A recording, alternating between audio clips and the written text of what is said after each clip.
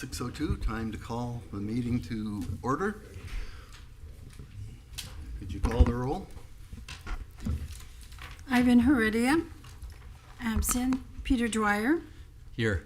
Kristen Finn, Here. John Brewer, Here. Chris Cabezas, Here. John Miller, Here. Jim Chard. Here. Let's now approve the agenda. Anybody have any thoughts on the agenda? John? Nope. That would be, you're going to move to approve? I'll move to approve the agenda. Second. All in favor? Call the roll? Ivan Heredia, absent. Peter Dwyer, Yes. Kristen Finn, Yes. John Brewer, Yes. Chris Cabezas, Yes. John Miller, Yes. Jim Chard. Yes. No minutes for us to approve? All right. Swearing in of the public. I see two publics out there.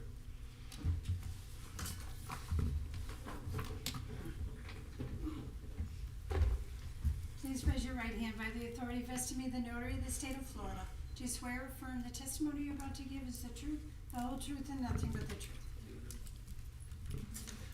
And are there any comments from the public? None? All right. If you had any comments. When we get to the parking thing, will we call up for comments? No, you won't be called up for comments during that. It's not quasi-judicial, so if you have something on it, you could go ahead and speak now.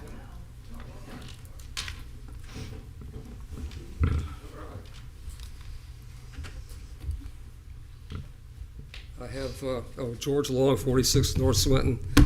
This is the second time I've heard the presentation about the parking. It's so great. I'm going to watch it again when it goes to planning and zoning. This is really good. I'm just good. The idea here is that part of it, anyway, there's a lot involved, is to have very reduced fees for in lieu parking for historic properties when they are repurposed. You'll be looking at that tonight. And I'm just going to give you an example of how this would work in a very good way. I have a piece of property on Swinton Avenue there. I inherited it. And the CRA put a sidewalk down behind it so you can't get into the back. And I like the sidewalk. It looks good. I hope it always stays there. But to put parking on that house would be so difficult to make a circle around it, although I have two aprons out there. It takes so much paving, and they had to demolish part of a kitchen and maybe move the garage and stuff like that. But if you can have parking places for $5,000 each, and I think that's where we're going for the rehabbing a house like that, changing it, why bother? I'll leave the mango tree up there and stuff like that, right? So anyway, you should not vote on one person's very unique situation, but that's the only example I have. It will really be a good thing for historic properties, I guarantee it. Thank you. Michelle, any comments on that? No, thank you. Okay. All right, any other comments? All right, let's close the comments. This is going to be an interesting meeting tonight. Any presentations? We do not. Okay. Any quasi-judicial hearing items? No. We do not. Any legislative items? Yes.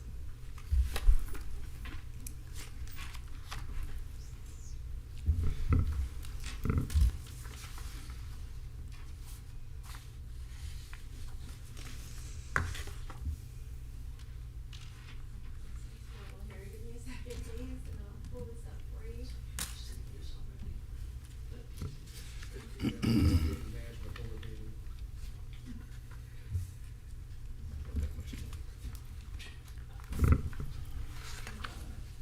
evening, board. My name is Rebecca Dossery. Good evening. My name is Rebecca Dossery. I'm a principal planner in long-range planning, and we have this amendment here to the LDRs to adjust how the in lieu parking fee is handled. I'm entering into the record file number 2024-078.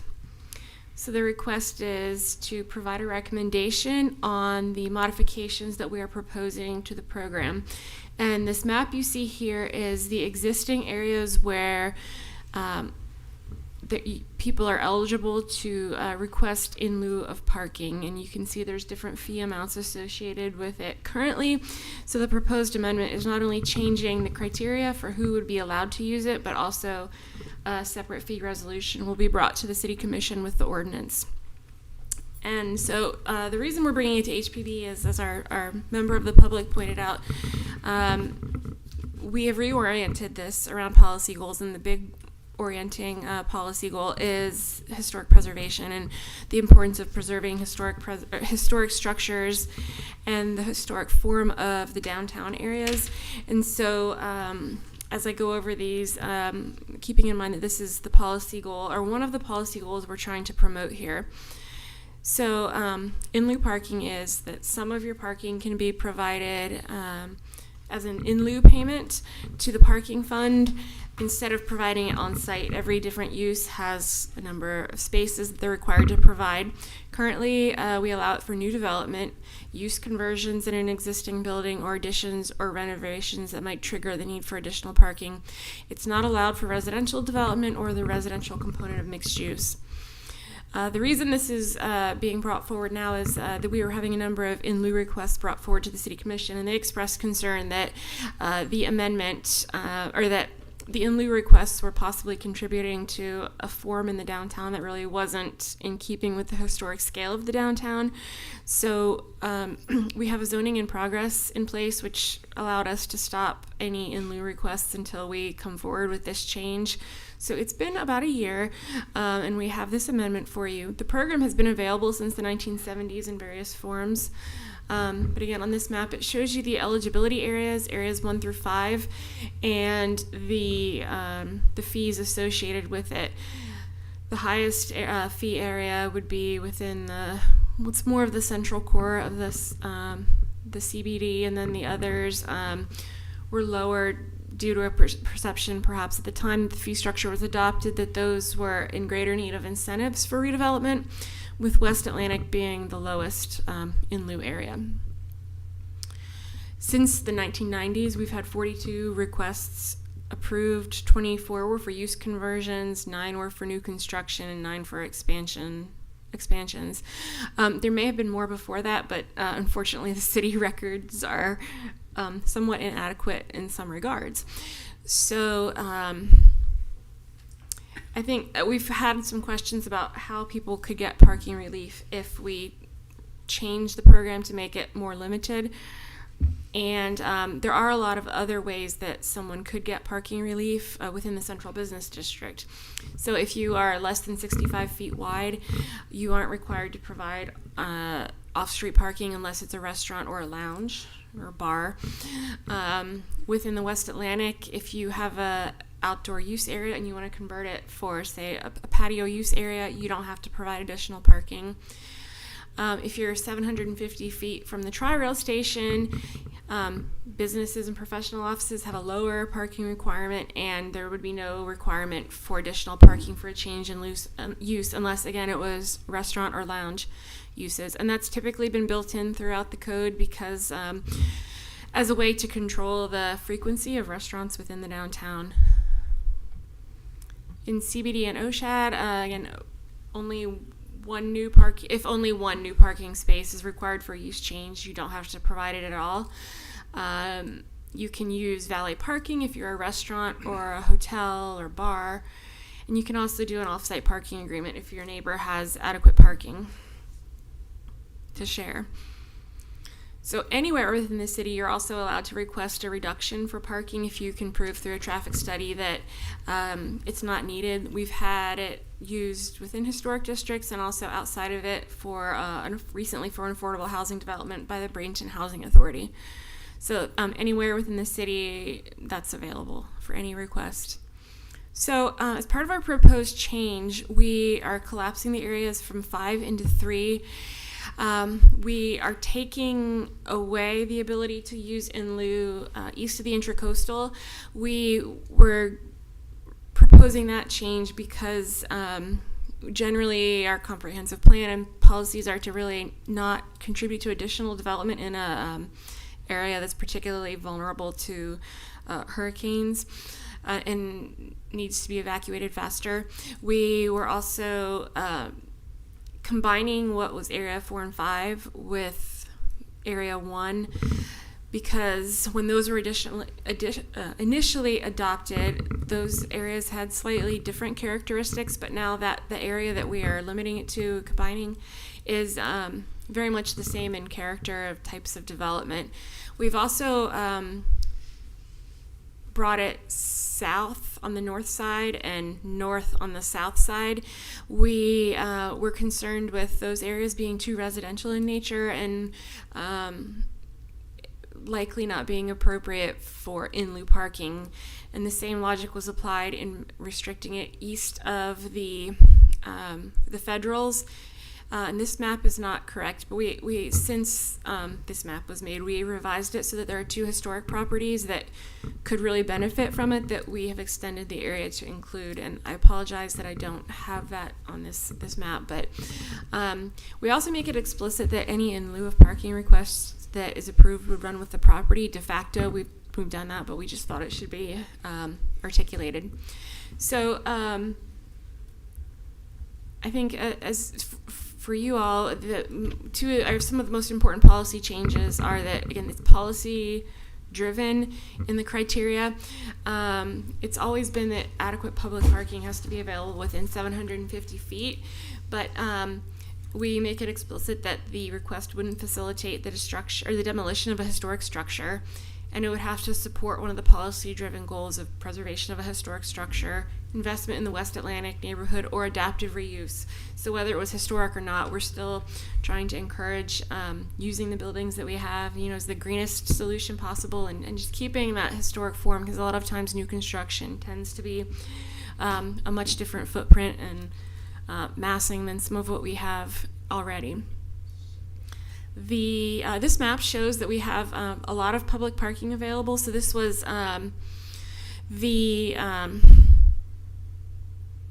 was kept in mind by staff. So if you're within 750 feet of these, whether it be a garage or just the available on-street parking or surface city lots, that would make you eligible to request in lieu. So we're changing who would be eligible for it a little bit. We are taking it so that, or we're modifying so that an entirely new building could not use in lieu at all. We're retaining that residential development or residential components of mixed use are not allowed to use it, but we are allowing it for the use conversions to existing buildings. And then for non-historic properties, no more than 30% and only of your total parking. And then for additions that are no more than 2 stories, also outdoor use areas. And then for historic properties, we would allow all of your required parking to be provided if it's a use conversion, expansion of an outdoor use area, or if you're doing an addition that was resulting in a total building height of no more than 3 stories. We, in initial conversations, we didn't necessarily talk about applying it in historic to additions, but we did want to make it easier for someone who might want to do adaptive reuse and need to make a reasonable modification to be able to use in lieu of parking. One other big change is that we are eliminating the public parking fee that's in the LDR. It's big in that it's an incentive that's available to receive relief from your required parking, but it's also this applies to those areas that you see on the map in front of you, but it's never been used. It was publicly sponsored by a member of the public, and it's tied to programmed public parking garages, and the city doesn't have any extra garages in the capital improvements program or anywhere in the near future, so we thought it was just not necessary to have it in the LDR anymore. So this is the fee structure we're proposing. The commission would review this again with the the ordinance at second reading, we initially started out with what is currently the cost to build a structured parking space, which is about $32,500. But we decided to start with a higher fee and then take direction from reviewing bodies and the commission on whether or not they wanted to keep that higher fee. The logic behind having the higher fee was that we wanted to make sure that it was enough for when the time comes to actually build a garage and have the contributions go into that. So we went with the same logic before of different areas that were supporting revitalization in, where we would want to direct redevelopment, or historic properties, they would have the discount rate applied. We thought it was important to show how much parking actually does cost, but then really based on decisions to incentivize certain types of businesses, we applied that discount rate. So it brings it down to something that's more policy driven than possibly arbitrary. And we have a lot of policies within the comprehensive plan that encourage adaptive reuse and creative parking strategies. So we think it's really in line with what we have in the comprehensive plan. And it's been to 2 boards already with a recommendation of approval. You guys are board number 3, and we have PZB either in July or August, and then we're hoping for adoption in September at commission. I know that was a lot of content, but if you all have any questions, I'll be glad to answer them.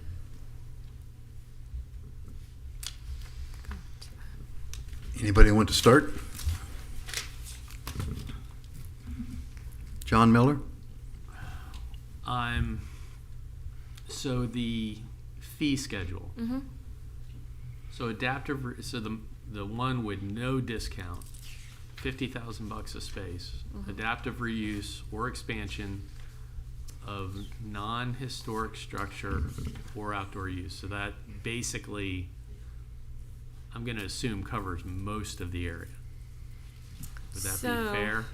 Yeah, so area 1 would be the green on the map that is on the slide in front of you, with 2 additional properties that are on the east side of the federals. But yes, so I'm looking at area 1, yes. Mm-hmm. So no reduction. However, so where are the so within area 1, qualifiers if it is a historic district and so forth and so, or if it's a historic structure? yeah, so within area 1 we have the 2 different fees, and there may be a better way to show that, but anything that's non-historic is the full fee of $50,000, but if it's a historic property, then the 50% reduction would be applied. Okay. Which is about where it's at now. I think it's $28,000 a space. That's maybe. what I was going to ask you. Yeah. What's the current fee for, what's the maximum currently? Yeah, so within, this is way too small to read this, but let me go back a slide. Okay, so within area 1, which is the green, it's $23,000 a space. Most of the other areas are significantly less, but I think if you look, like, say, in area 4 and 5, we completely got rid of area 5, or almost completely got rid of area 5. It's getting into a more residential area, and there's a lot of new development on the west side of the tracks. But on the east side, we thought maybe there were some businesses that are in there that could benefit from it. And then area 4, again, was more similar to area 1 than it was perhaps when it was adopted. So those were significantly lower, but the updated fees were to reflect the more, the more desirable development conditions now. But all of that, anything that's OSHAD would be getting that lower rate. That would be area 2, which we are applying the 50% reduction.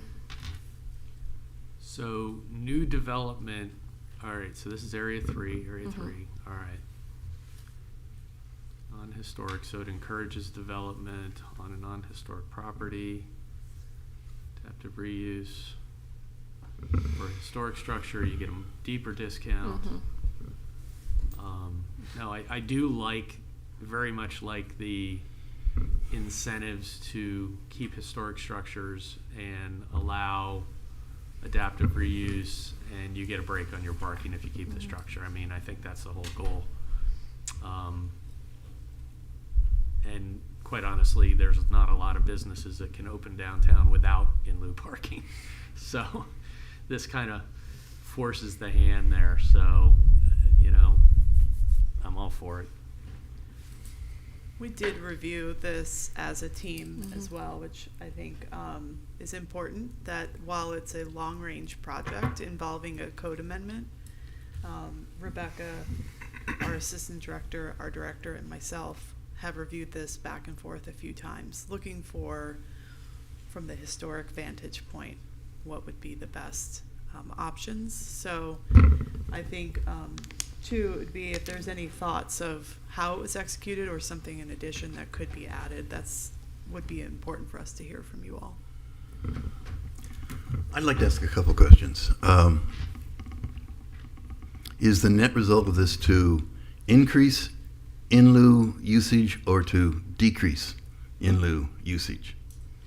So I think when we got the direction from City Commission, they were concerned that a lot of new construction was using that maybe for all of their, or requesting for every single piece or every single required parking spot. And so rather than trying to figure out how to fit your building on the parcel and just park the site on site, people would get a much larger building rather than, because they weren't having to think about parking. So the idea from the direction we got from Commission is to really encourage, I think it was an overall reduction in the use of in lieu parking, just as a way to kind of curb overdevelopment of parcels.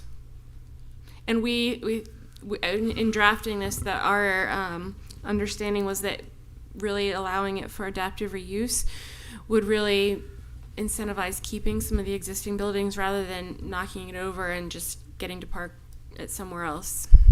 Yeah, I the think fact that you too put the that I'm sorry, go ahead. this zoning in progress, which we refer to as a ZIP, came about around the tail end of the time we were coming through public hearing with the Atlantic Avenue Historic Resource Survey.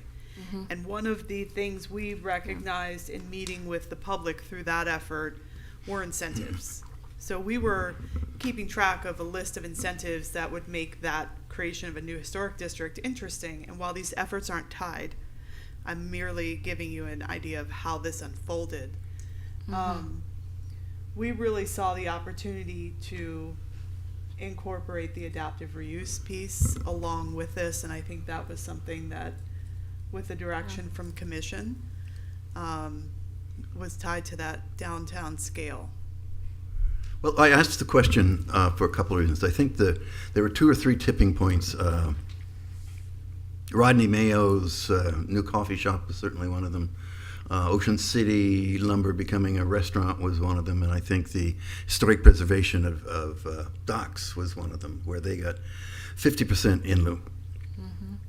And there were at least a couple of problems in addition to the mass that you're talking about. One was it sort of became a de facto part of anybody's application to have in lieu. And secondly, there wasn't really a inventory, if you will, of in lieu space that could be purchased. And I remember with Ocean City Lumber, they said, oh, we've got across the street, we've got the parking garage. And nobody did the numbers and said, were there any left? Or is that just sort of a black hole that people kept dumping in lieu into? But on the other hand, in lieu has a purpose, and that's to prevent your downtown from becoming a parking lot. And to encourage walkability. And we as a city are very proud of our walkability. I know one of the things I argued against years ago is the 750-foot limitation on how far you'd have to walk. My question is why? Why isn't it 1,000? Why isn't it 1,250 or something? I don't know exactly how many feet a block is, but it's okay. So inherent in this revised LDR is that we can't walk a block to get to a parking lot or a parking garage. I think the other thing is to prevent having your streetscape look like a parking garage.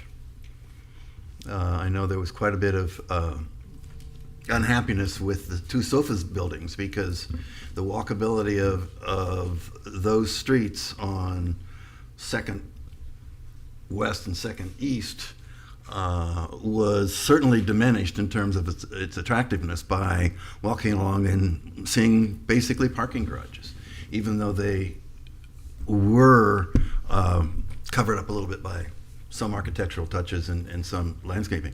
And I'm just wondering if this doesn't go against that principle. We're reducing the need or reducing the opportunity for in lieu, even if it's for a good cause, rather than just allowing a developer to increase the mass or reduce the setbacks or what have you. And I'm a little concerned that this is one of those other places where we could be killing the goose that laid the golden egg. May I respond to something that you said? Please do. So within the CBD zoned areas of the downtown, I think you brought up an important, there's one piece in there I just want to touch on, which is parking garages becoming the streetscape. Within the CBD code, the zoning regulations, which is a form-based code, there are limitations about having a parking garage at the street level. So if you are going to have a parking garage use at street level, you have to have a use liner, which a use liner is stores, restaurants, some kind of retail, and if allowed, in certain areas, office, at that ground floor, and in some instances on the upper floors as well. There are also things like, the commission, I think, had a waiver that was granted for the Ray Hotel because they have their drop-off right up on 2nd Avenue. So the reason why I'm bringing this up is the CBD zoning regulation specifies a separation of vehicular use area from the pedestrian use area and making sure that we frame our streets with true uses that encourage walkability. So I just wanted to touch on that one fact, but I understand the genesis of your comment, not wanting to see parking kind of ruling again in the built environment. But I think the way the ordinance is created is we've thought of some of that and how the regulations are drafted, who can actually utilize this. So if somebody new is coming in and tearing a building down, and a brand new structure is coming out of the ground as a result of it, they have to meet parking. Mm-hmm. They don't get the benefit of in lieu, and that potentially could thwart the tearing down of a building because these, even amalgamation of properties like Atlantic Crossing, they had to go underground, right? So I think it's going to change the walkability in the built environment at the sidewalk level less than what is anticipated. I Not that think I Atlantic wanted- Crossing chose to go underground. They weren't forced to. They could have made parking lots on Atlantic Avenue, to my knowledge. There were limitations on the way the built environment would have resulted. Sure. They could not have come in with straight parking lots right on the avenue. So I think the underground parking was really dictated by the amount of square footage that was coming in on that project across the 2 blocks. Yeah, obviously those had to balance. They wouldn't have got the square footage. Yeah. You were going to say? I was, question, within CBD, limited to 30% for new development. So they can't get 50 or 60 or 70%. So if the, whatever it was called now, the docks property, if that was to be revisited today, they would get 30%? So just also, I didn't want to correct the chairman in his comments because Feel free. the intent that you were stating about docs using some in lieu, and maybe it wasn't you, maybe it was John who said it. I'm sorry. Either way, docs had a mix of in lieu, so there was 30% and 50%. based on their retail and their restaurant, and that was mandated by 469 coupled with 4413. So if you go into the parking code 469, there are specific regulations for in lieu. And then those get further dialed down within the CBD zoning district, so the percentage shifts depending on use. Docs Okay. got to use shared parking, which means they, morning time, nighttime crossing. And then they also got to use in lieu 30% and in lieu 50% based on retail and restaurant uses on their site. Okay.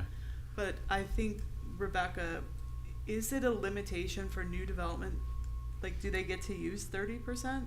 So on any non-historic property, you could use up to 30% of your non-residential as required parking. Not within 750 feet, or if they're within 750 feet. So the 750 feet would apply no matter what for whichever category you fall into. You need to be within 750 feet of the adequate public parking. Mm-hmm. But then the 30% is up to the non-historic, whereas the historic could use all of it. Okay. So in theory, I guess on this one, you can correct me. I think, like, say, the docks portion of it they could have done their whole thing in lieu, but then the rest of it could have done up to 30 or Possibly, but that project was a unified development plan. Mm-hmm. So docks wasn't pulled out as a separate parcel and assessed separately for its parking in order to meet FAR requirements across the whole site, floor area ratio requirements. The docks piece was tied to everything, Okay. which was the parking lot and the Dunkin' Donuts. So we would have looked at it as a holistic project. Okay. So there's a lot of math. there is. Honestly, there was quite a bit of math when we did the review on that. Another question. So any existing business or use that has in lieu, that doesn't change. No. Nothing. If they're permitted now, they're grandfathered in. Nothing's going to change. So But It's the Amy and I conversions. talked about this last week. We didn't get to talk with you about this, and that is actually a conversation we had. Let's just hypothetically say this would never happen because you can't have drive-throughs in the downtown. But let's say you had a burger joint that was, a successful fast food burger joint. I'm not going to identify which one. And then you had a chicken joint come in after the fact, and the burger joint had in lieu. And now the chicken place is coming in, and we know their demand is super high because they're so popular. So we had a conversation about what happens if there's a use demand, and I don't know that there's something we could build into the code to capture that, because it's use for use, and it's not necessarily user for user. We don't differentiate. yeah, I don't see how you could write that into a code, because honestly, every business owner's goal downtown is to have a line out the door, right? They want to be as busy as they possibly can for the most part. So like wine room, for example, right? There's very, very little on-street parking there or anything else. So I'm assuming whenever that got approval way back, they had significant amount of in lieu. Now, would the rules be any different other than, because it's not historic, technically, right? It would qualify, but it's not. So how would that be different from, something that comes up out of the ground to block over? I kind of want to look at the staff report because we touched on this a little bit. We made some Because you would want to edits incentivize to it. somebody keeping an arcade building there, even though it is not technically classified historic. That's my concern. If it's great for the historic structures that are already designated, but the ones that are not, but qualify, how do you treat those? So, I think, again, like with wine room being a non-historic property, Mm-hmm. or someone like them, they could do up to 30%. I mean, they're already grandfathered in, I Yeah. assume, but say somebody wanted to take that down and put up something brand new. What are their requirements going to look like at that point. For the brand new structure? Yeah, They don't get the to vested keep in whatever lieu. they have. No. No. Yes, I think we actually explicitly added that because we were having a similar conversation internally.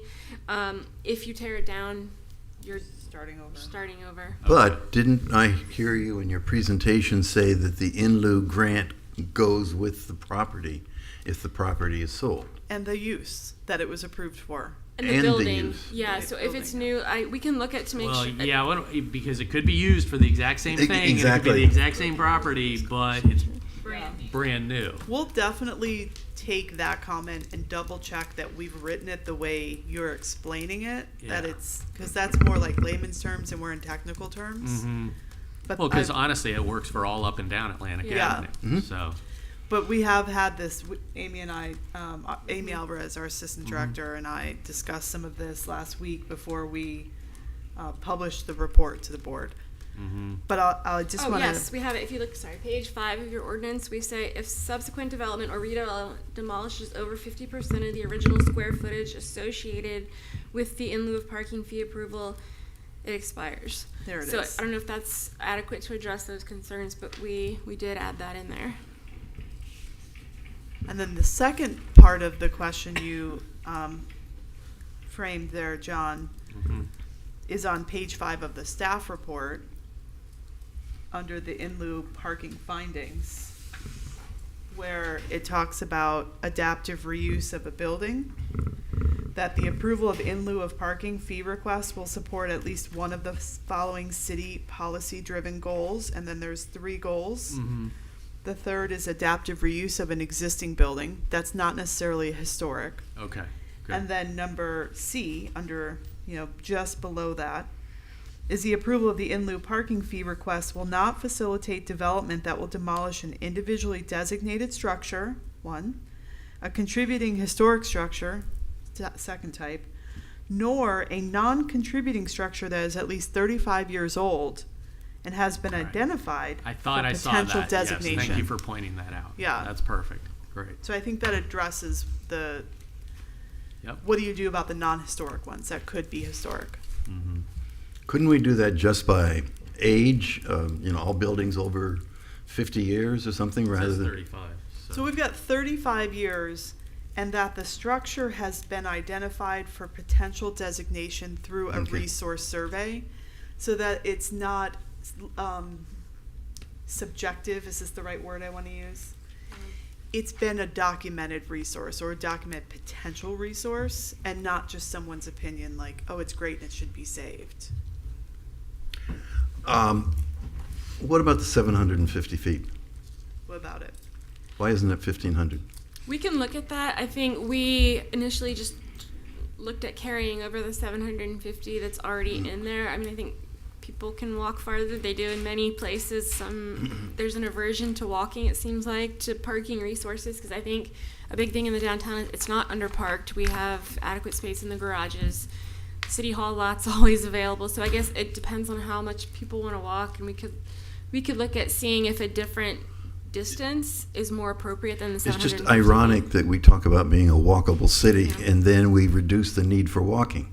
Well, some people can't walk. Well, that I think that can be addressed too. But I'm going to say 90% of us probably can walk. I think it's Well- also not just the. So if Anthea were here, she would speak about this very matter of factly. So weather. And clearing. Clearly. Yeah. Sorry, Anthea Giannotis, our director. It's also time. The time it takes to walk 750 feet, which I was trying to Google really quickly. With to the tell 5-minute you. walk shed idea, so we would, if we adjust it, it would be based, I think, on that 5-minute walk things. I think if people if they have to walk more than 5 minutes, they tend just to be a little less interested in making the walk. So we could look at making sure that 750 matches that standard metric for walkability. My recollection of city planning many years ago was it's more like 15 minutes. I mean, I'm not quite.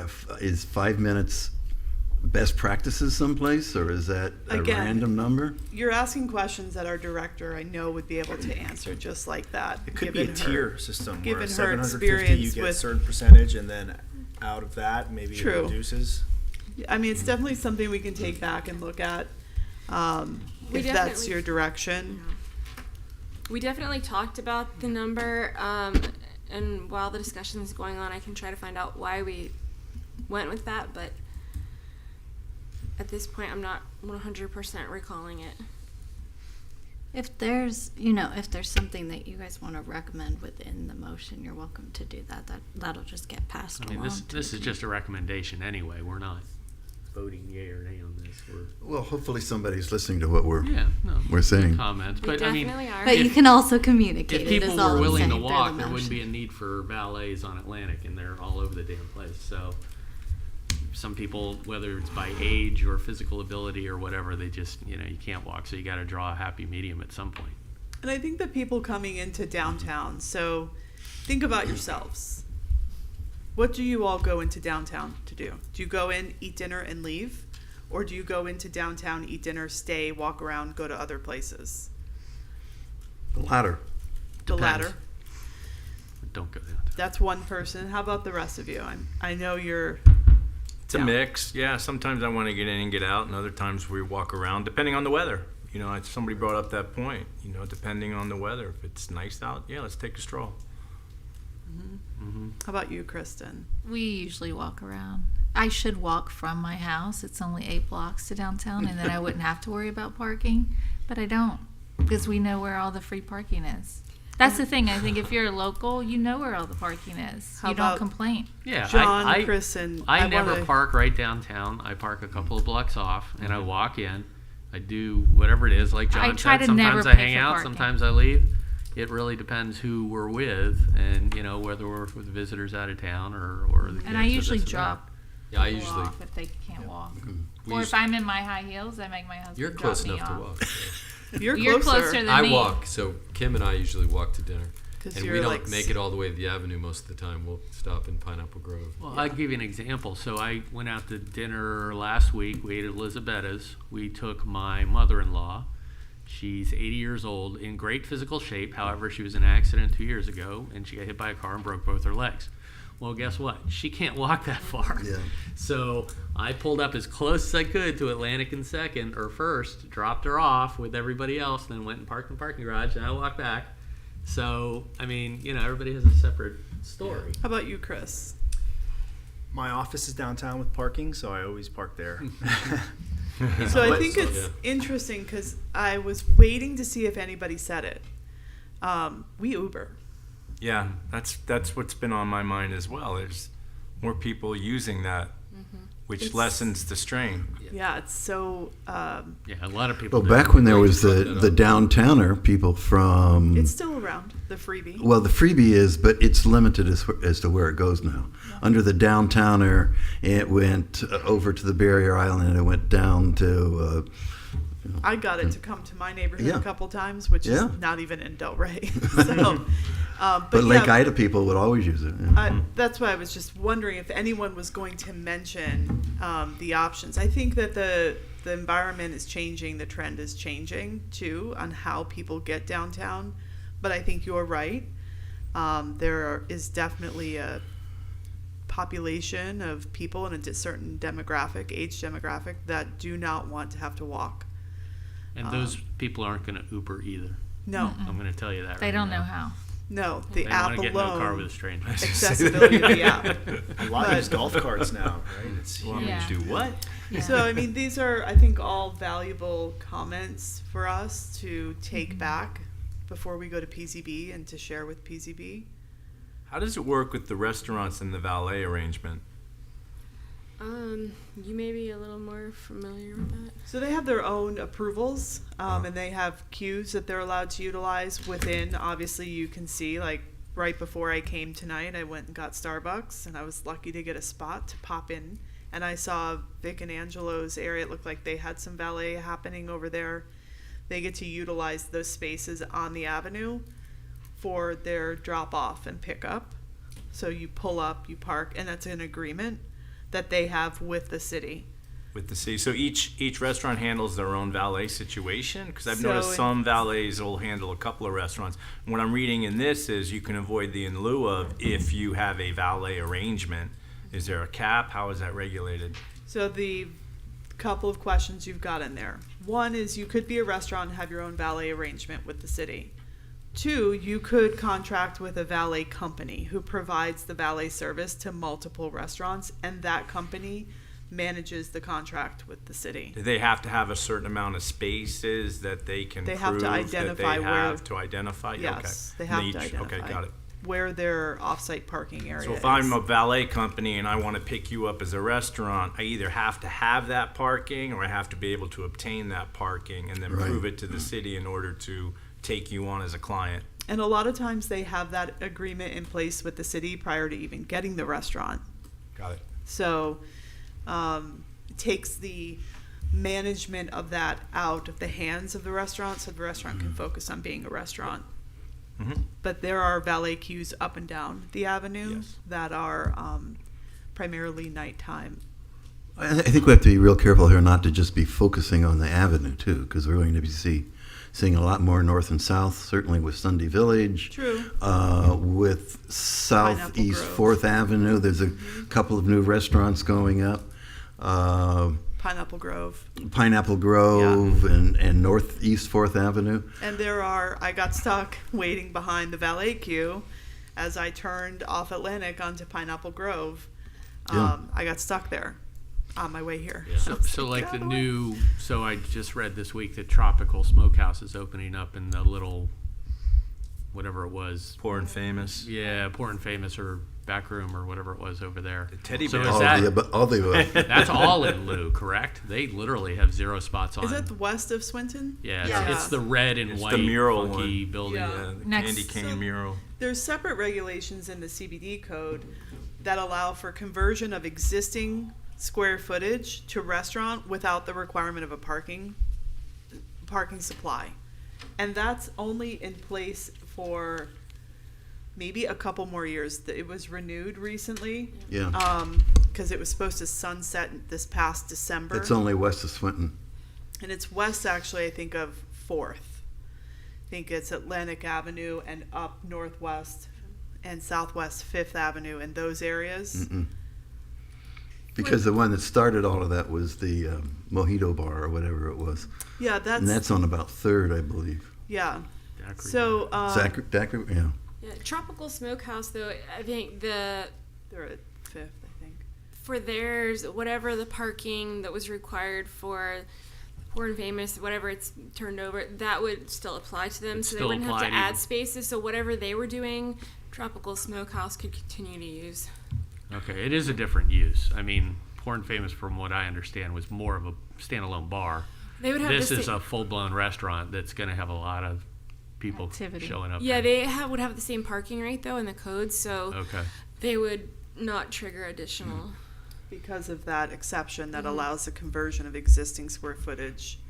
from Again, there's a retail lot of to public restaurant. parking near there, particularly when you go up northwest 5th Avenue. So that 750-foot issue comes into play again. I don't know that there's maybe one parking lot that would be within 750 feet across No. from the You have to go housing. south too. There's 2 CRA parking lots Oh, south between as well. 1st and 2nd, or Okay. Atlantic and 1st. Okay. Are you counting the library or the, I'm sorry, the courtyard lot or parking garage in these calculations? The courtyard lot? What?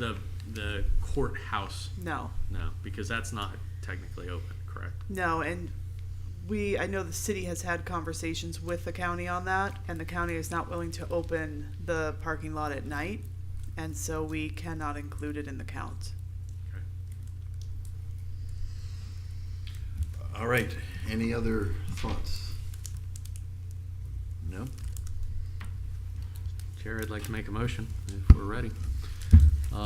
I would like to recommend approval to the Planning and Zoning Board on ordinance number 14-24, a city-initiated amendment to section 2.4.11, relief, sections 4.413, Central Business District, and section 4.6.9, off-street parking regulations of the land development regulations, to modify the in lieu parking fee program and to eliminate the public parking fee by finding that the amendment and approval thereof is consistent with the comprehensive plan and meets the criteria set forth in the land development regulations. Second. Discussion? We did raise the issue of conditions or comments. I think comments, so you're in board discussion, you could amend your motion just to say, and noting the concerns, maybe, Kelly? Yeah, I think at the end you could just say with a recommendation, if you were talking about the feet, if it was like for staff to look at the parking distance, the public parking distance from the new, The 750 to 1500 Right. or alternative. or something like that. I mean, I don't want to add it to the motion, but we can read it into the, I mean, if there's any comments, I mean, understand, Yeah. I mean, staff, yeah. obviously, you get the idea of what we're looking for here. We do, so we'll Just to definitely make sure look the at that. 750 is the right number. Okay. Whether that should go, not down. And I but- just checked, CNU gives the 5-minute walk shed as a quarter mile, which is like 1,300 linear feet. So we can discuss that and see if that's a more appropriate distance. Yeah, just note to P&Z and Yes. commission that there was discussion. Absolutely. And I did get an answer. It takes 2.5 minutes to walk 750 feet and about 5 minutes to do 1,350. So about 2 minutes for fully ambulatory person is 750 feet. So oftentimes when we report to the PZB, we'll report the concerns the board had, and you don't have to call it a formal, Amendment to the motion. yeah, thank you. I'm just concerned that partly because we have a new commission and partly because they have so much that they have to address at a micro level, that this concern that at least some of us have expressed up here would not be heard or seen. It'll come across in the staff report what the board's concern was. Yeah, we absolutely, in the cover memo for the commission, we always make note of the concerns that each board had, and then whether or not we incorporated it in, and if we didn't, why the decision was made to go that way. So we'll absolutely make sure that it goes to the commission. I, for one, can't vote for it if it isn't stronger, particularly with the 750 feet. I'm just afraid we're going to have a reverse situation and we'll find ourselves regretting it when 2 or 3 years down the road. So you would like it as amended? I would like it as amended. And is it a specific number that we need to say? You say a quarter mile. I think that's typically the planning standard. It comes from CNU, so it's. So It's up to you guys. You could put in with a recommendation to include a greater distance, or you could say with a recommendation, for staff to look at the different variations of distances or something like that. It's up to you guys, or you could just recommend approval. And it might be worthwhile to see what the consensus is on the board to amending the motion, because you have a current motion pending right now. So if, I mean, I'd be willing to add a little language to allow flexibility to extend the distance, but I don't want to mandate a certain distance. I agree with that. Okay. Okay, I would like to amend my motion to reflect the view of the board that we would like staff to perhaps consider a longer distance than 750 feet based on research and appropriateness. Okay. Noted. Do we want to put into that with the idea of increasing rather than decreasing walkability? Or is that obvious on the face of it? I think that goes along with it. Increase, right? Yes, You said increase. I didn't say decrease. No, he said. No, I'm talking about he meant walkability. increasing walkability and basically force people to walk more. But Oh, I think that goes along with it. Yeah, I don't think you're gonna force people to walk more. okay. And just as a comment on the recommendation, when you are saying recommending staff, that means that's going to go to the city commission, that you guys would recommend that, and they decide whether staff does it. Just wanted to clarify Okay. that. Is there a second for the amended motion? Second. Okay, let's go Call ahead the roll. and vote. please. Ivan Heredia absent. Peter Dwyer, Yes. Kristen Finn, Yes. John Brewer, Yes. Chris Cabezas, Yes. John Miller, Yes. Jim Chard. Yes. Thank you for the feedback. Thank you. Good work. Good night. Okay, so Moving on, to reports and comments. reports and comments Yeah. from the staff. Okay, so our next meeting is August 7th. Just if you think there's any conflict, I know we're about to be at the tail end of summer. If there's any conflict, I'll to be let absent. us- I'll be I'm out of absent as town. well. So I have Chris and John both out of town, right? Yes. Mm-hmm. Anyone else? I think that's my last meeting. Oh, you've done 2 And- terms already? I don't know the answer to this. I'm just reminding the board that it is your responsibility to maintain and manage your absences so that you don't trip that requirement to be removed from the board due to your absences. Could I ask about that for a second? Is Ira in some danger on that? Who? Ivan? I'm not sure. I haven't looked. He has missed quite a few. So I personally don't manage it, but the board secretary does, and We're monitoring Okay. the board members. yeah. Okay. And it's 3 within a rolling 12 months, correct? I think you need It's to 2, isn't revisit what the requirements are. it was 2, I think it was reduced from 3 to 2. So you could miss 2. I don't Yes. If you miss 3, you're out. No? So we'll it's, make sure um, that we do before we. Okay. You can refer shoot. to It was a section percentage, wasn't it? 32.15 and 32.17 of the city's code of ordinances for the regulation. 30% of regularly scheduled meetings in the prior 12 months before the last absence.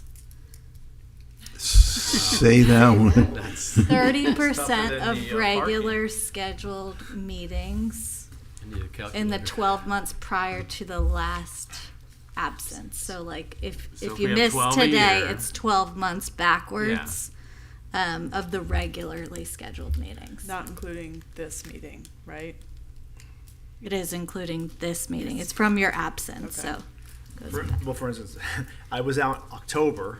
Look, I'm happy so to I need talk to you. I'll email you about that. Yeah, let's talk about offline. I'm just putting it here as a reminder to monitor, and if you all have questions you're not sure, you can call us, email us, and Definitely. we can tell you what absences you had. Okay. So I'm not calling anyone out, and don't want you to feel defensive. I just want to make sure it's your responsibility to maintain it. Well, we're talking about that. Can we talk about Form 1s? Because I don't think all of us have filled that out yet. What is it? The Ethics form. ethics form. I did it online. It's pretty easy. Yeah, I don't know much about this. But deadline was July 1, and I think there's a couple of us that are still outstanding. Is it every year? The financial Yeah. disclosure I didn't forms, do is this. Yeah. what you're talking about? So last there's actually some changes that should be happening soon. I think that there's currently was a lawsuit and then there was a ruling, so it's kind of up in there on. But that shouldn't apply to us. Okay, So I thought- it was for commission, like county or city commission and higher had to fill out a very Right, yep. in-depth one. For board members like this board, advisory boards, it was still the Form 1. Okay. And that never changed. So the other one got thrown out, yeah. Right. Okay. Probably wouldn't hurt to double check that. I mean, obviously, since I ran, I fall into the coverage, Yeah, but that's managed by the clerk's office, so that's why we wouldn't know about that, but we can certainly follow up with the clerk's office. to I make just don't sure want that anybody to everybody on run this afoul of board that is- and get a Yeah, assessment. so you're filling it out this year for Last last year. year's financial information. And if you don't do it, even if you aren't on a board or going forward, there are sizable fines. Yes. If you disregard it completely. So, Because I had a fine once when I was on board. Send it to I was sending it to the city to file, and they weren't filing it. It's my responsibility to file it. I didn't know that. Is it appropriate to ask you Your to responsibility to file it. look into that? Because It's your responsibility to file it. If you have questions, you can contact the city clerk. Yeah. Just, I was trying to give you the responsibility. no, sir. I just have another thing I'd like to address with the board, and also as a public hearing for anyone who's beyond George, who's in the audience, anyone who's watching at home or outside of this building. So some of you may follow the city's Instagram. I don't know if you do, but the city has a really nice Instagram that puts out information. And last week we posted that the Cemetery Historic Resource Survey was underway. Consultant is in the field. They're not in the field right now. I think they come back early next week. There are a couple of things, just for those who are hearing it, I'm just reiterating. There are little marker flags out around the headstones. It's important that they remain in place. Not that anyone here would be taking them out, but I'm mentioning it because we had some flags that were removed. Those are GPS markers for the map that the consultant's creating. Also, during our update meeting with the consultant this week, the field team has had several people that will stop by just to ask what's going on and what's happening and share information. And we know that when you look at it on aerial, you can see that some of the graves are kind of on an angle, and that's because there was a flood or floods that occurred at the cemetery, and some of the headstones shifted. So the consultant has been doing research with the Historical Society, Spady Museum, some oral histories with some of our elder residents in the community. But if anybody had info, and I'm staring at John because you may know, info, pictures, newspaper articles, or anything like that about the potential flood that happened, which each of these people that keep talking to the field team keeps bringing up this flood, and I've heard about it myself. We're trying to get a physical record that we can include in the report to explain why that shifting happened in the field. You know about when this would have taken place? Year. I don't know for sure. Okay. I don't know what the dates on those headstones are either, because if I knew all of them, I'll know soon enough. But I don't know what the death dates were, because that would be indicative of the flood, because the headstones were there after such date. But the other suggestion that the consultant mentioned was what funeral homes are local, and the ones that I know for sure, Lauren and Sons and Strawn. Somebody I think mentioned Staff or some other funeral home, and I hadn't heard of it. So if any of you don't to be on the spot, you can email me separately. Know of funeral homes that would have been here in town from now past. I hear George in the background. Hopefully I'll get an email from George too. We just want the names to see if we can try to do some additional research. I mean, Scobie is the only other one that I can think of that I know did a lot of Delray burials. But, I mean, we can go back and look at old phone books from the 30s, 40s, 50s Yeah. and see who was there. But, I mean, I just don't thought know I'd who's ask. still left. Yeah, I don't know. So Which was the one that was right sort of next to Strawn? It was in that same area. I think it's now been torn down. I don't know. That's why I'm asking. Yeah. If you think of it, or somebody tells it to you, just shoot me an email, and then I'll share it with the consultant. So we're under a super tight deadline on that project. It needs to be final by the end of August, and we expect to have final report by the end of July, or at least a draft of the final, so that we can submit it to the state of Florida. So we're very excited. They're making great progress. They've been just a dream to work with so far. So you may see a newspaper article coming out about this here in the future. We have had some reporters inquiring. Will there be a searchable database then for where you can plug in a name and then find exactly where the person is? So this is my goal. is to have an end result with that information. Okay. It's one of my goals. One of my other goals is to see if there's significance for designation of the cemetery, so then we could apply for other federal grants or state grant programs for things like maintenance updates. You know, the city invested in quite a beautiful fence all the way around the whole thing. That's going to need maintenance over the years, but also protection, honoring, and then creating an educational program where you could have kids, school groups, or whomever come through and visit the cemetery and learn about the leaders that were pioneers from all different backgrounds that are buried there. Obviously, Black history, I'd like to have the areas documented as what was a segregated cemetery, you know, how were the burials handled. So it's a fact finding, but the end goal would be having it all digitized, which is why we're getting the GPS markers so that it can be incorporated into a GPS map. Once we get all of that, I'm hopeful that it'll be in a ready for publishing on the website where you could just get to it and see it. But I've never done one of these before, so I've researched, I just don't know what I'm doing exactly. And with other efforts where we digitize records, I had to ask for a second grant to get those records in a map. So we may have to do that. I just don't know yet. But that is the goal. Cool. Digital availability of records is my main goal for all of our historic records. Great. No, that's awesome. Yeah.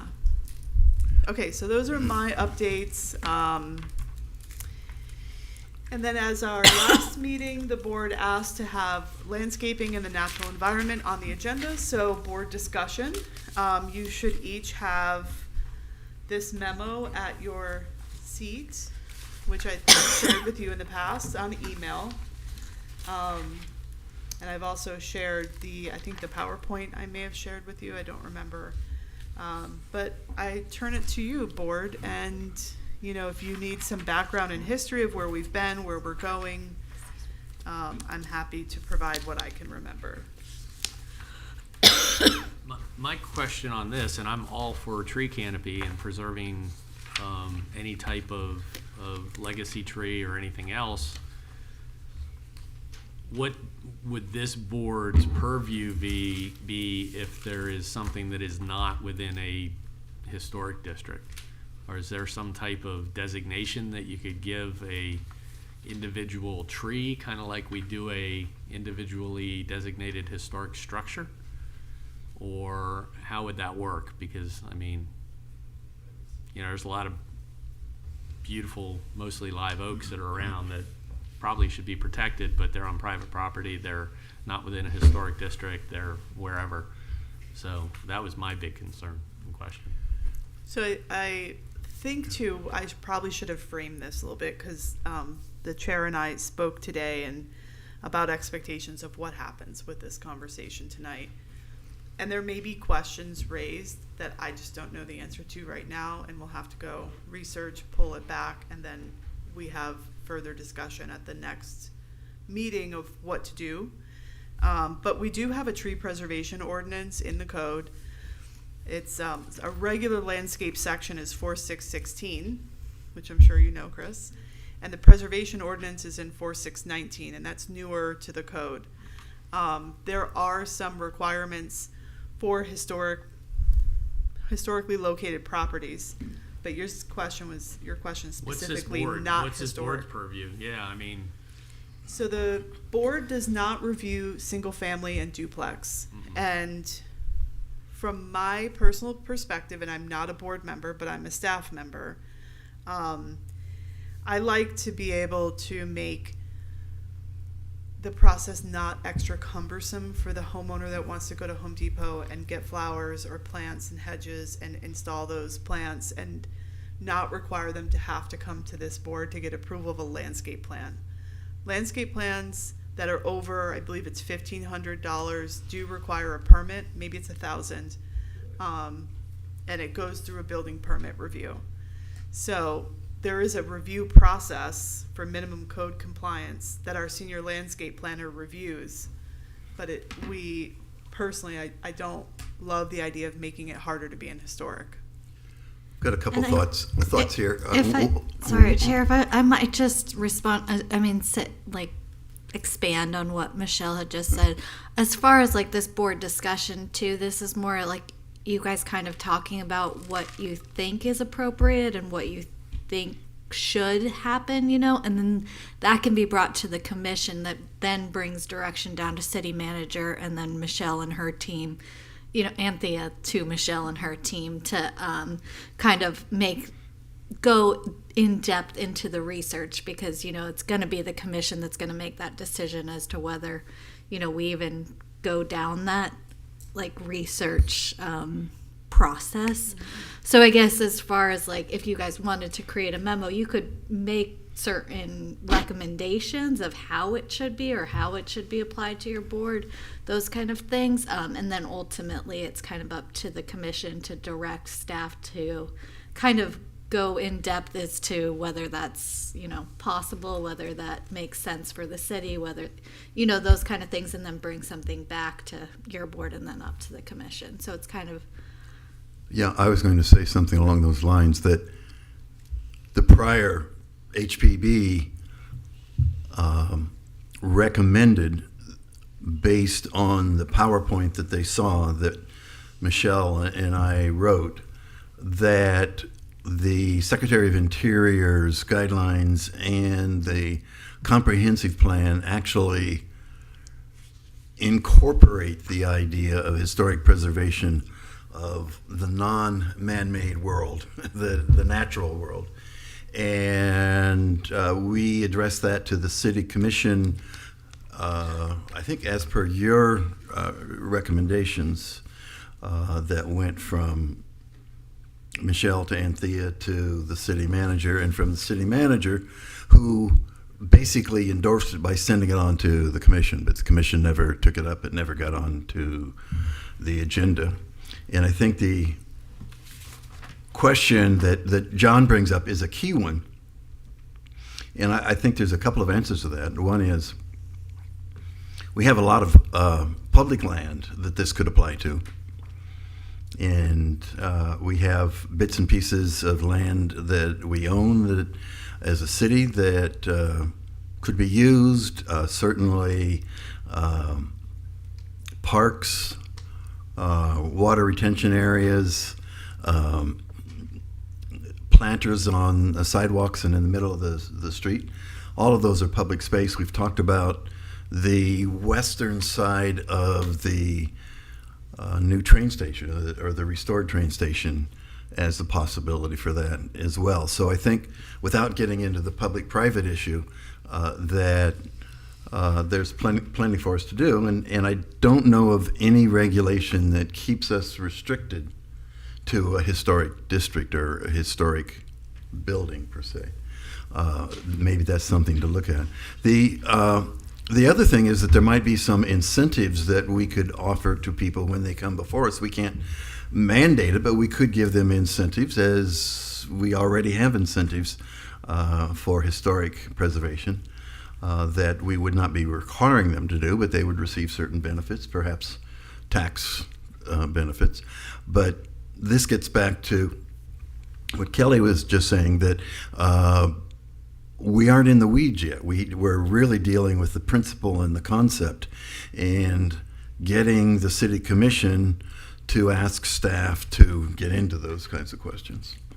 I mean, looking at a lot of this stuff here, I mean, this is a lot of, I mean, it's good stuff and it's best practices for maybe development services or something like that. But I mean, personally, I don't, potentially if there is a brand new project that is coming before us, like we don't look at landscape plans now. I don't know if that, you know.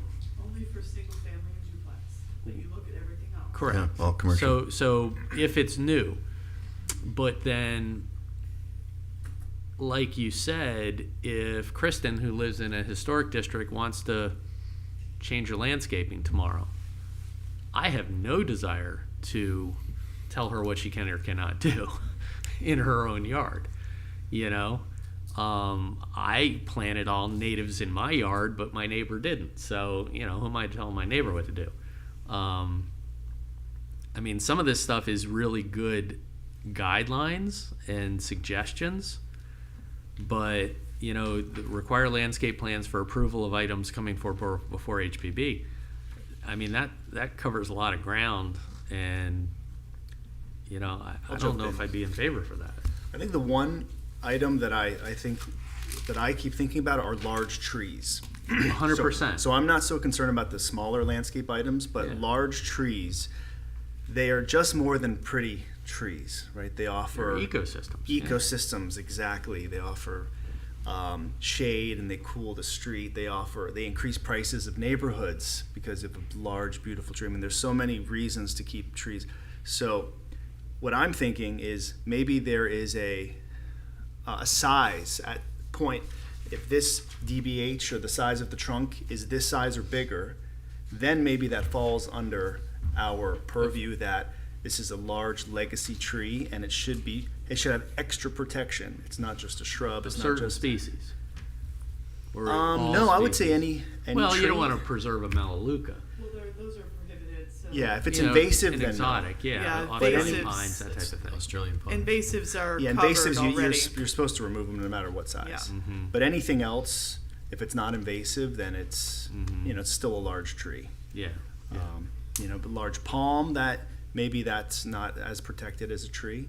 But what if it sits, like, let's say someone's replatting, for instance, They, like whatever, Yeah. and the tree sits in the middle I of. think they have to work around it if we want to. But if you have No, as to, a builder, you can't. as a builder, I think that's very difficult. You I mean, can't, have if you're property rights. replatting and you're selling it and you have a tree that sits right in the middle of two lots, you can't work around that. I You have would plenty of projects where we have to redesign based off of big trees in other cities. So I know it's doable that we as designers can use constraints to actually build better projects. But I'm There, just I'm saying- going to show an example. Coconut Road, that's down, you take Swinton, Yeah, I do know northbound. coconut. Road. There's a sausage tree that Yeah. completely changes the road. Mm-hmm. That to me is an example of what saving a tree could do, and it offers a beautiful condition now. It's not just a straight road. Palm So the Right. constraints actually created something really beautiful. Right. So that's one example I thought of So how that's maybe a that can. great That's not a building example. lot. Yeah. It's in the road. That's It's in the in the right of road. way. It's in the right of way. And So- that's why I say public is distinct Yeah. from road. And And Palm Trail has the same thing. And Right. there's also, I just want to note, there's Florida statutes that cover the rights for property owners, that if a tree is a danger to their property, their house, their structure, or it's in the way of their development. So we have our code requirements that are written and tailored to be not in conflict with the state of Florida statutes. And some of, I think what you're saying, Yeah, those ideas are already in law. I mean, part of the there's a current law. protection for private Protection. property rights Right. that we can't usurp. But I think the intent of where you're going is kind of along the lines of what we talked about last time in identifying a legacy tree. And that was one of our directions. It's the last sentence on this memo, that a legacy tree category and definition be created within the city's land development regulations. So I think that goes along with what you're saying. And I believe in gray areas, right? So Yeah. sometimes it just can't be saved. It's just in the middle of the property. But other times maybe there can be, you can ask the question to the developers and the designers, can we do something to save this tree? Put a little bit of effort into it. And if it can't happen, then maybe it can't. Well, And that's why I say incentives, not as opposed to requirements or regulations. And I think a lot of people, particularly those just moving into the area, don't realize the value of the tree or the age of the tree, whether it's a sausage tree or a banyan tree that's been there for 100 years. And I think part of this is working as we do now on buildings with new owners. We could do the same thing in trees and environment. It's even more important with big developments, because a single lot, maybe you have a tree or two, but big developments, they clear it all. And then they They Then put they in sell it. small little Yeah, trees, and if yeah. they just plan that neighborhood a little bit better, or they save some trees. It just happened with my in-laws in Orlando. They were their backyard faces a big open lot. It had tons of huge live oak trees, beautiful. They've knocked every single tree down. They're going to build townhouses. They're going to put in small little magnolias. And it's like if they put a little bit of thought into it, they could have saved some of those trees for sure. Well, it happened in Delray, and this is what has frustrated me. So the 22nd and Swinton, where they clear cut. Everything. Honestly, Sunday Village, they clear cut. There was a preserve in Gulfstream. I think, Kaysen, just they did. clear cut. Over by Gulfstream, by the Fine property, they clear cut. It's scraping the property clean of everything when, like you said, some small modifications or some forethought could help save some of these existing, wonderful legacy trees. And it's going to happen again out on 133rd Road South. I mentioned it before. Beautiful live oaks out there, covered in resurrection ferns and orchids and all kinds of stuff. And I guarantee they're going to get plowed under. Where is that? Off of Barwick Road, 133rd Road South. There's a 3-acre and a 5-acre lot. I know where you are. It's next on the chopping block at Banyan Court, right across the street from there. Same thing, clear cut. And I think what And- happens, go ahead. I would just say, as far as like your recommendations, I mean, you don't have to be like quite as specific as to exactly what you want. Like you could make a more general recommendation to, look into the idea of legacy trees, the idea of preserving, recommending that the commission direct or recommending to the commission that there be some research and investigation into looking into legacy trees in the code and having historic preservation be involved in that or something to that It's that. open-ended enough that Yeah. It doesn't, I mean- right. if the commission is reading this and it does, like right now it says, the first thing, modify the city code to provide historic preservation board purview over landscape plans for single family and duplex residents. I feel like you guys need to decide if you still feel that way, because the commission's going to look at that and be like, we probably need to bullet the list of what exactly you want us to investigate and reach out to our partners across the state or other cities and see what are they doing?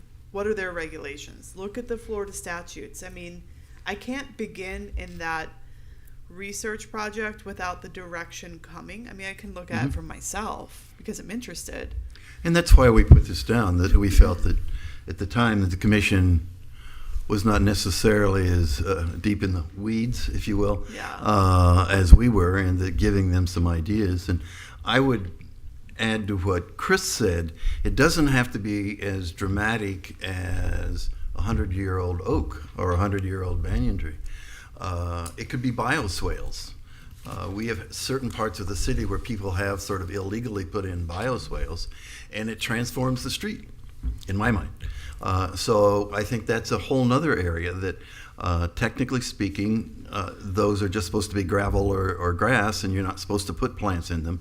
But when you do, it changes the whole pedestrian experience. It changes the whole feel of the street, and that's something that we could argue is a historic restoration. But again, I'm going to go back to my original, is if this is not within a historic district, what about these, other than historically, maybe a swale is what has been done, what would give us purview over those? Well, I think that's one of the questions that we want staff to ask.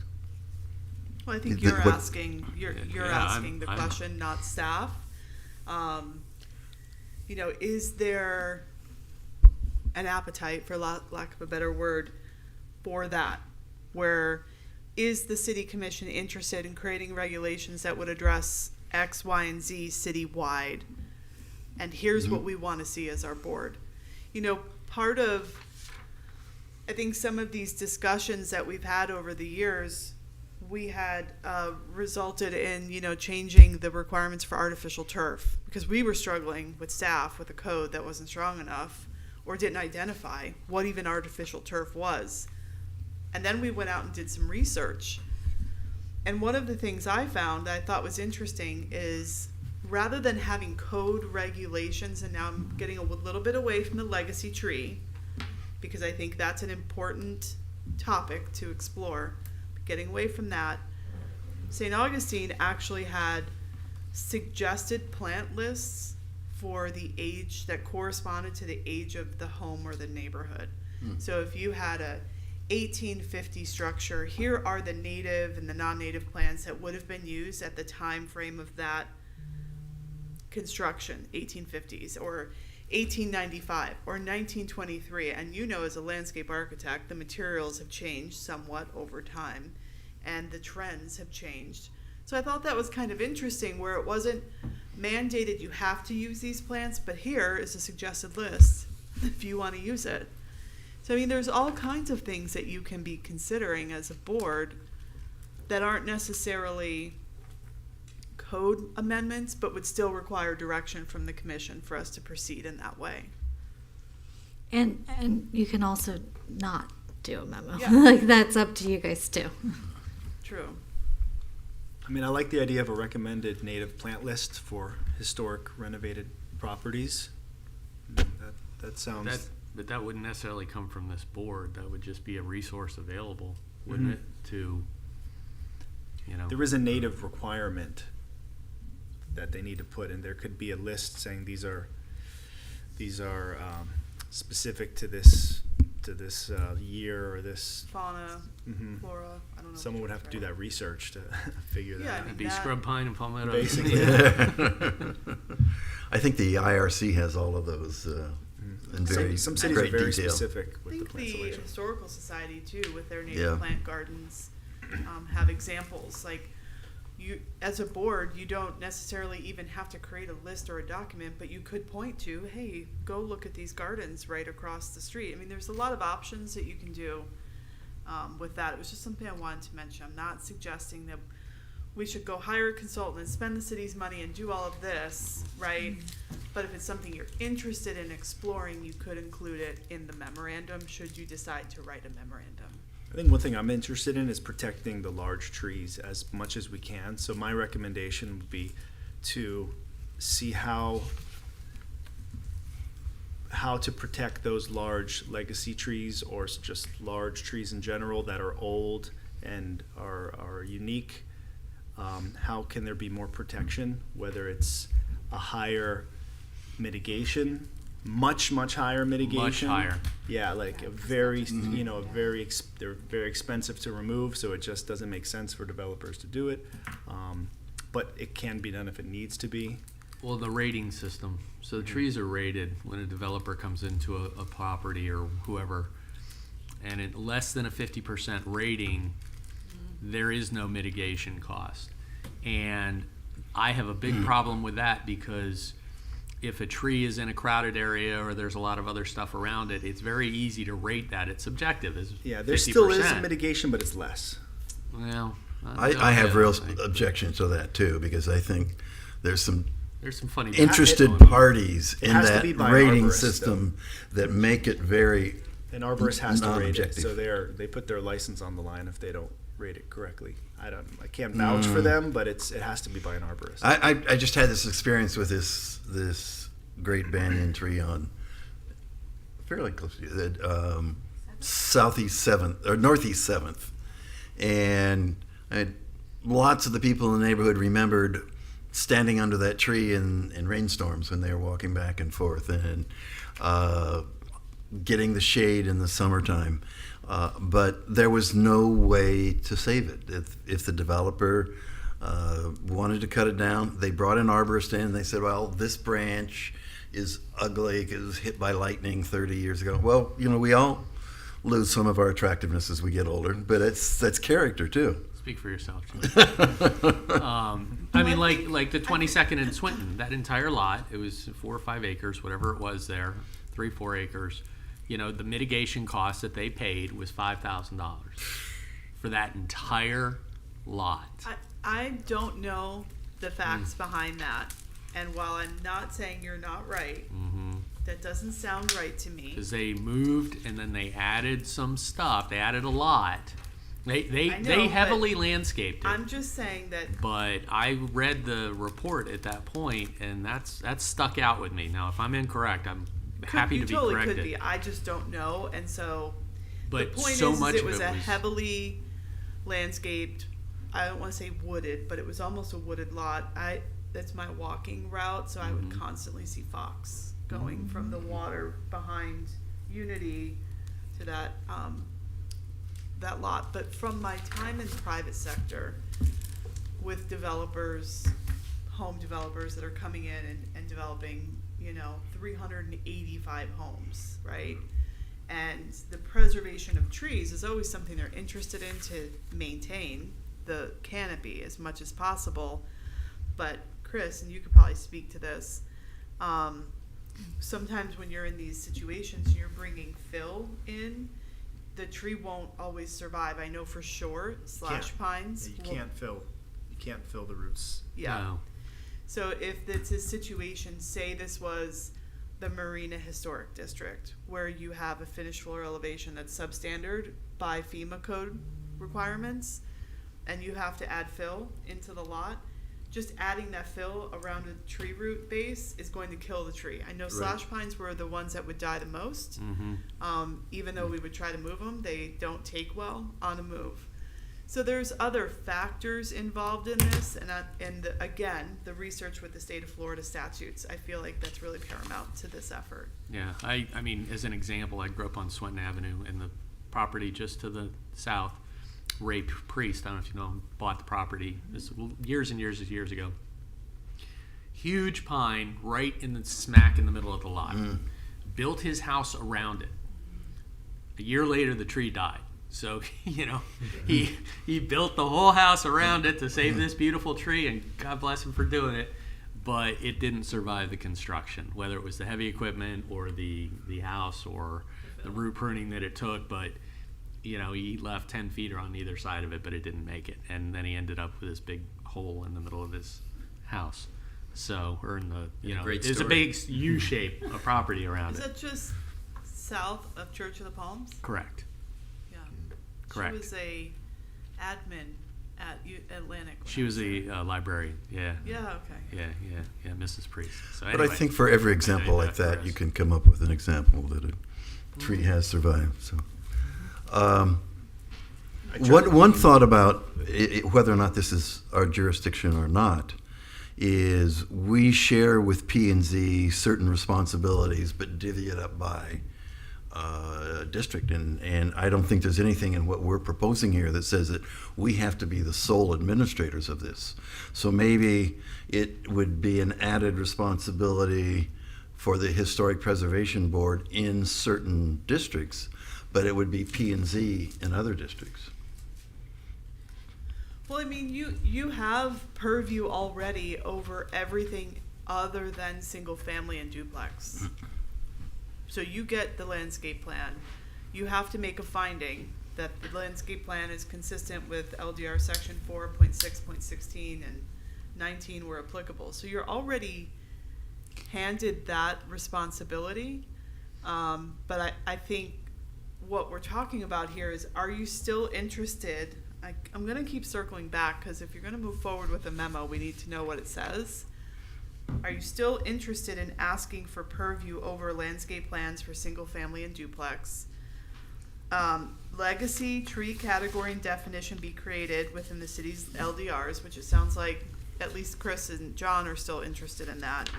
And look at city-owned property and other properties for the creation of tiny forests within the city's 5 historic districts. So this last paragraph of page 2 was the motion.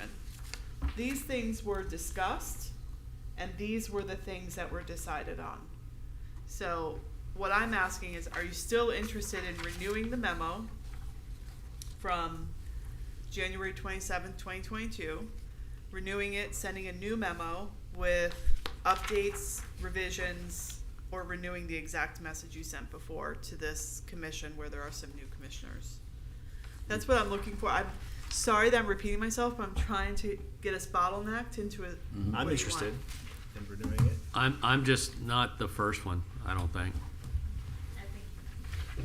I think if we leave that in, they're gonna be like, eh. They're gonna kill it right off the head. They're right gonna off the read bat. that first sentence and not read beyond.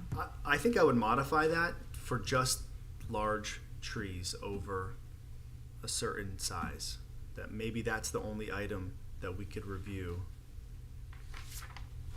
in projects that we, like for single family and duplexes, rather Well, than could the that whole be rolled- landscape. It could- would just be for the large trees on the property. Could that be rolled into the legacy tree program though? I think it would, because right now 4619, which is a tree preservation code, covers some of this already for any property. I mean, it's a legacy tree. It shouldn't matter where it is. But I think the creation of a legacy tree definition is what we have in here. Legacy tree category and definition be created, and that could be added to 4619 and would apply to any property that's in a historic district regardless of use, which would fine tune the 4619 tree preservation ordinance. We already have a pretty elaborate tree preservation ordinance. No legacy tree. That's what I'm saying. We could add that category into the Oh yeah, 4619. and increase the mitigation.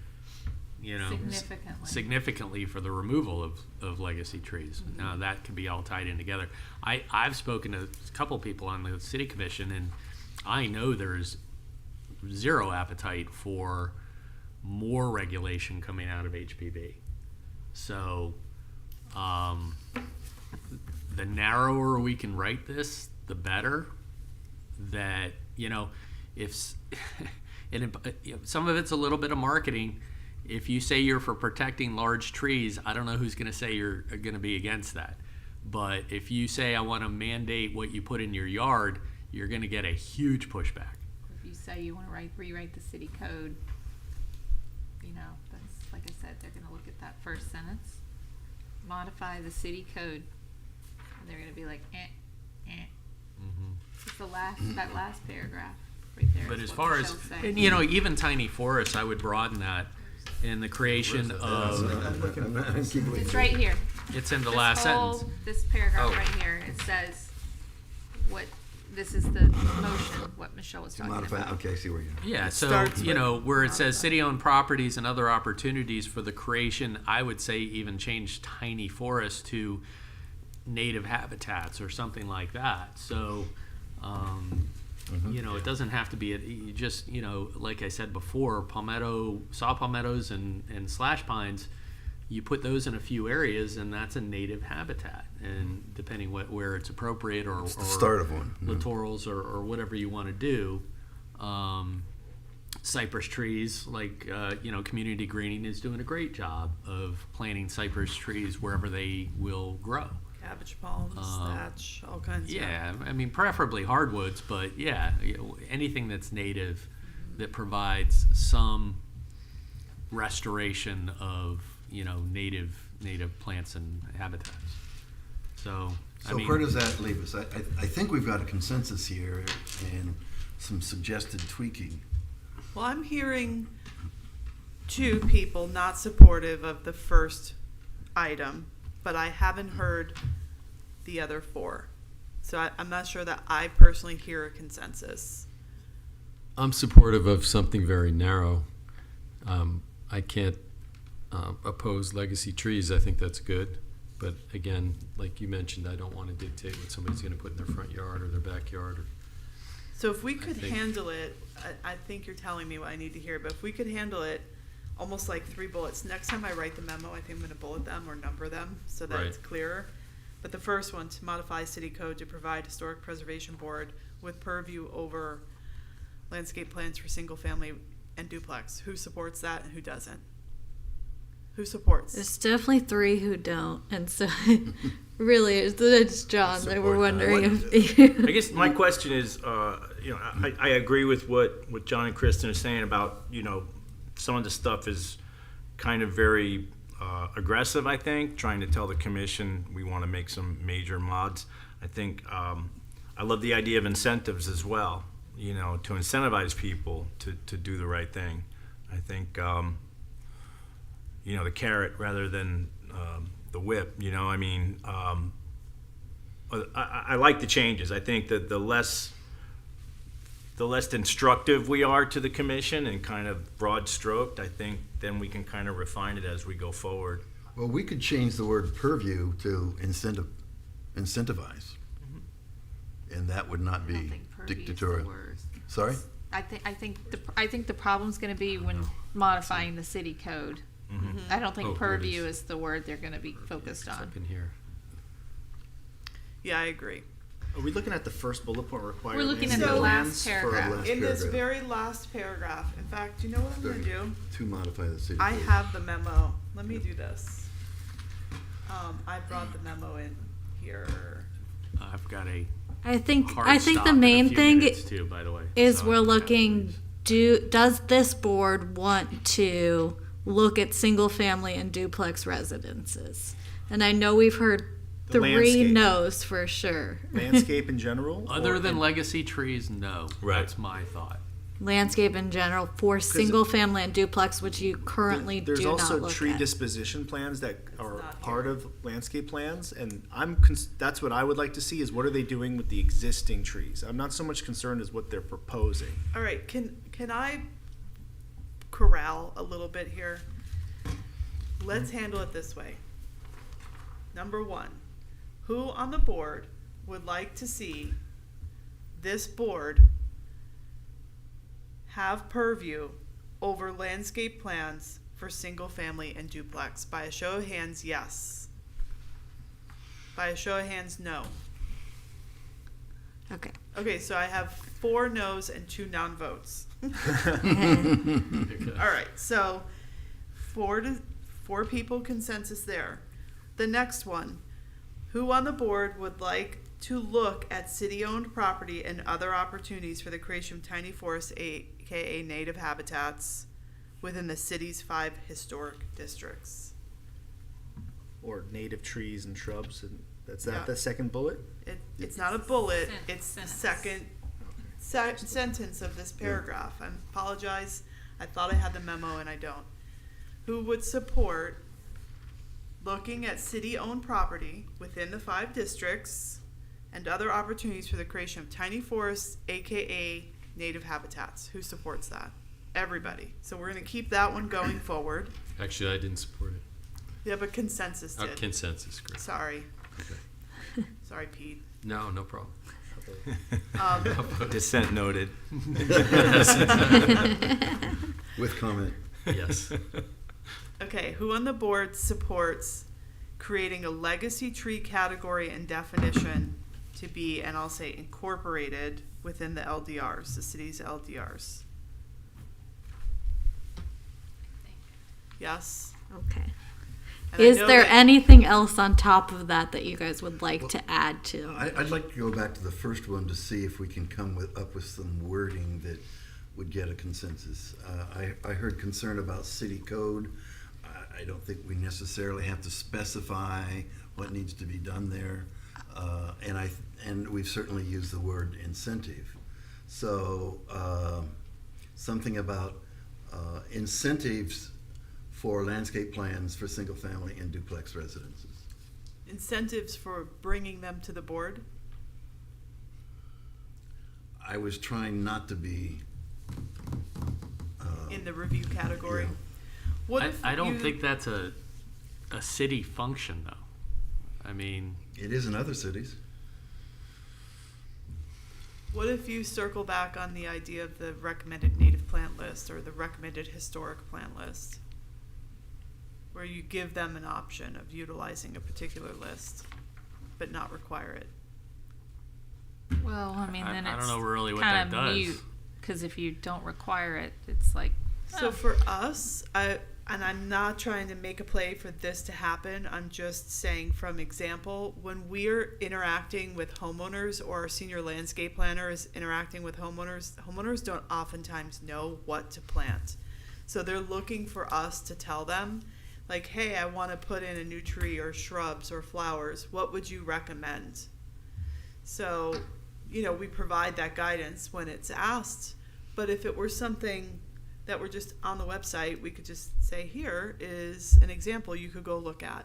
And then that person could print it out and take it over to Home Depot or Bushel Stop or wherever and say, I want these plants. Show me these plants. But what's preventing the city or anybody from doing that now?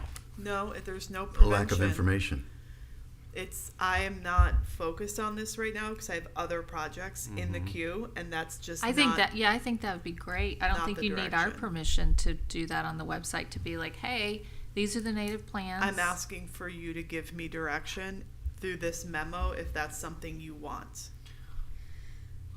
I mean, if you could word it somehow that either the city or the staff or the city arborist or whoever would provide a list of appropriate native landscape plants to applicants, I have no problem with that.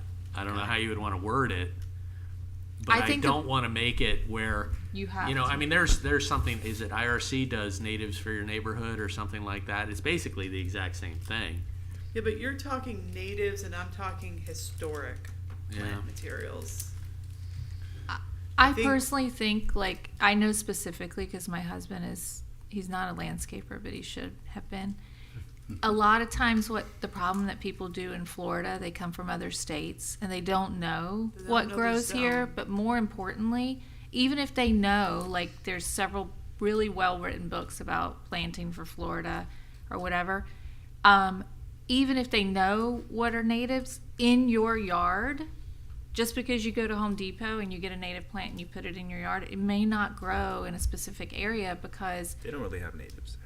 Yeah. I'm not Home Depot. Let's say you get native plants for your yard.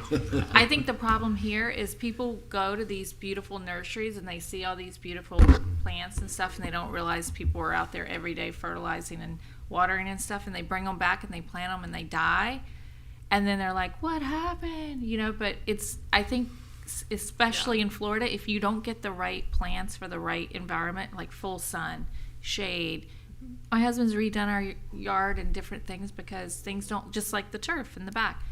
We've tried everything, but grass would not grow, like in a little tiny patch area. So I think, like John said, I don't mind giving a list, but I don't know if I would look at plants from 1925 for our yard specifically. You'd be surprised. You would think that plants from 1925 wouldn't be available, and they are.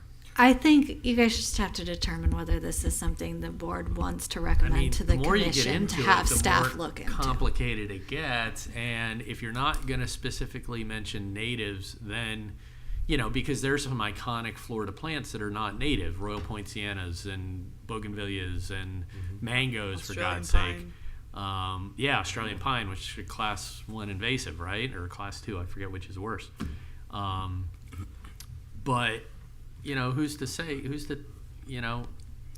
I think I hate to wade into this, and it makes it a lot more complicated, and this is something people can figure out on their Well, own. it sounds like you guys have at least two that you all agree on, and maybe. I mean, if you're interested, you could make a motion on that. You guys can always you can always come back to it if you want to at a future date, or, I mean, you can keep talking about it too. I'm not trying No, to I'm not. make your I don't direction. think we should. I'm just saying. For one thing, John has to leave. Yeah. But could we have a revote on the first one where we're using language like incentive and recommended tree list and those sorts of things? You guys can do whatever you want. It's your Oh, board thank you. discussion. Yeah, it's not a motion yet. It's mostly Yeah, consensus. yeah. And just as an FYI, we could begin crafting this memo based off of tonight's discussion, and then you have some time until the next meeting, where at the next meeting you've maybe marinated on it a bit, thought about it, talked to your neighbors, your friends, whatever, and bring an additional guidance I can just insert in the memo and send the next day. You know what I mean? Like, we can have this thing pretty much fully baked. Jim and I did Carver already, and that's been sent off. So Great, thank you. I would ask that in your recommendation, and it will be based on the guidance that you guys have given today only, like based on your recommendations. But if you give the authority to the chair to speak to Michelle just for the drafting purposes of the memo, but they will make it so that it's only communicating the recommendations that have actually come from the board as a whole. Do we have consensus on that?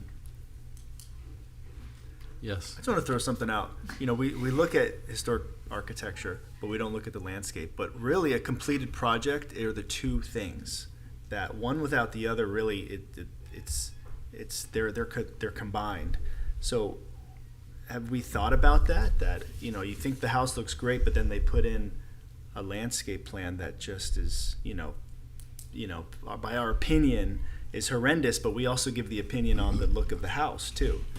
So I've always wanted to see more landscape plans just to see really what the finished product would look like. We're not seeing it ever because they don't show the landscape. And when they do occasionally, we always comment on it. So I actually think we should look at the landscape.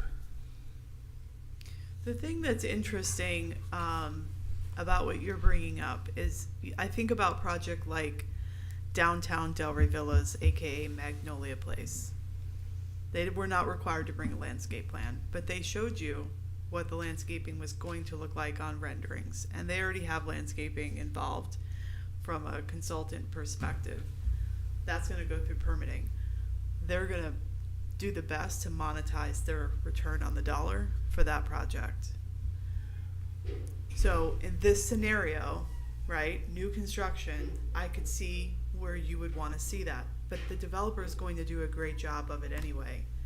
So are we then placing a burden on our smaller homeowners who are coming in, doing a small addition with a contractor to see a full landscape plan, to see what it's going to look like at the end? That's why I have no And interest take, in that. and take Yeah. the review off of the, essentially we're taking the review off a senior landscape planner who's doing that review at the time of permit, and he's fully capable and fully interacting with our homeowners to get the quality product. So are we helping the homeowners make it easier for them? You know what I'm saying? Like, I'm kind of looking at, I hear it's what another you're saying. point. Yeah, I see it. But again, it's what the homeowners don't know. I don't think all of us here are fairly educated about these issues, and we go to Mount's Botanical Garden or we go to a native nursery. But I would imagine we are a small minority of maybe 1% of homeowners in Delray. So there's a lot of discovery to be done in terms of how to get back to a native environment, and that it's actually easier to grow with less watering and less fertilizing and less pesticides. Well, that's why I mentioned natives, but historically speaking, you know, natives weren't used. They brought in all kinds of nasty stuff, and that's why Florida's in the situation that it's in. So there's historic, there's native, there's appropriate, there's not appropriate, there's a whole bunch of stuff, and honestly, I wouldn't want this board to get in the middle of it on a single family home. And I would think a lot of people sitting on this board wouldn't really be educated enough to give their consensus. You would be, because this is what you do for a Yeah, living. I see that. But, you know, But are we architects though? And are we? well, we're not supposed to be doing architecture from the dais. You know what I mean? We're But not. we can That's, use, How we is can this use that different? same point of view for the landscape though. Right. that's what I mean. I think that's why John's saying he doesn't want to do it. I'm not in favor of it. I don't think it's a good. I think it's just opening up like a can of, like Michelle said. I think you're putting a burden, because if the person's doing a new construction or addition in historic, they're going to be calling in some of the finest garden people in our area to come in and work with the city. Well, that's what we don't know. And I'm not saying we require them to do a very expensive 3D rendering, but they have to do a plan to get their project across. And I'm just suggesting, why can't we just see the plan? Yeah, but if we saw the plan, then you vote on the plan, and that's where I don't feel like that's our place. That's just my opinion. I'm with you, Kristen. Yeah. I mean, I personally, feel the same way. Yeah, I wouldn't Because allow it's one. burdensome. Yeah, I wouldn't allow one clusia hedge in this Right. area. But guess what's Right. everywhere? Clusia. Right. You know, I mean, I'd rather have cocoa plum or something like that that's native. But You wouldn't want to have the opportunity to request a change in material there? yeah, because So you're going to be heavy-handed if you had this opportunity. well, So, you know, I have very strong opinions He's on very this. strongly on And his if it side. was my way, yeah, there'd be the city would look a hell of a lot different. But right. I don't feel like I have that right to impose my view on other people. But And- to kind of bring that home is if, let's say you put it in place, let's say you somehow got this through and the commission said, yeah, and we did an Here we ordinance go. change. Then we're right? mandated to look at it. Now you're looking at it, and you Yeah. got a landscape plan in front of you tonight. Mm-hmm. And the landscape plan meets all of the code requirements, but there's a clusia hedge around the whole place, and we know John and maybe Pete and We don't like them. John don't like clusia. It's not your job as a board to sit on the dais and say, we don't want you using a clusia hedge. Mm-hmm. Because if it meets the requirements of the landscape code, you're It doesn't matter what you it's think. designing from the dais, unless it was from some perspective where you're saying, historically, it wouldn't have been used, and it doesn't meet the site and neighborhood setting requirements of the Secretary of the Interior. We have to move ourselves off of, I like this project, I think it looks great, to the code says this, Mhm. and this is what you're allowed to do. So I think we have to be really careful that we don't get ourselves into creating this so that you can decide aesthetics for people. That's why you have a job. Yeah, and HPB, historic preservation. And I'm just throwing it out there, and it's Yeah. great to hear the perspectives. And I mean, historic preservation, I've been doing this for 20 years on this board and off this board. It gets a pretty bad rap a lot of times. A lot of Right. people complain about it. It's like, I don't live in an HOA. Why do I have to follow these rules? So there has to be some type of limit.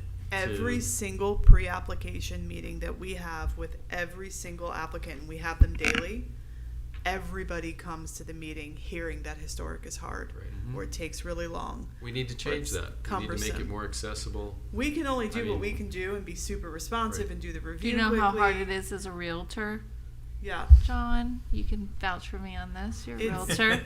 To it's try and tough. sell in Yeah. our districts, Yeah. it's a like because specific people don't person. know Mm-hmm. what they don't know. They only So- hear.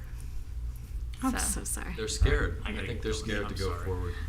I think just to bring it back to the motion, I think you guys have two on point that you actually all agree on. with. So maybe if somebody wants to go ahead with a motion, or Well, I think the motion has already been To- made and seconded. there has not been a motion yet. Not on this.